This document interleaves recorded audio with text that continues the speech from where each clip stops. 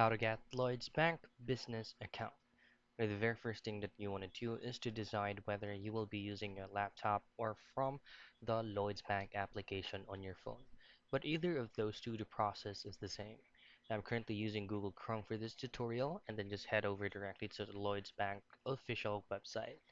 And once you're here, you will be seeing four different options, which is going to be your personal, business, private banking, and international banking.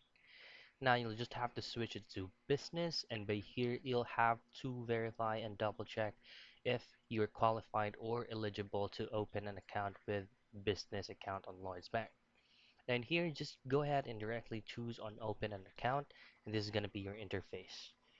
In here, you have to set up your business if it's gonna be limited company, a sole trader, partnership, or something else. Now, let's just choose on something else as temporarily, and then here just choose on a business. So choose again on any of these options and whatever suits the account that you're opening, and you just have to fill out necessary forms so that you will be successful on opening up a Lloyds Bank business account. And that's it.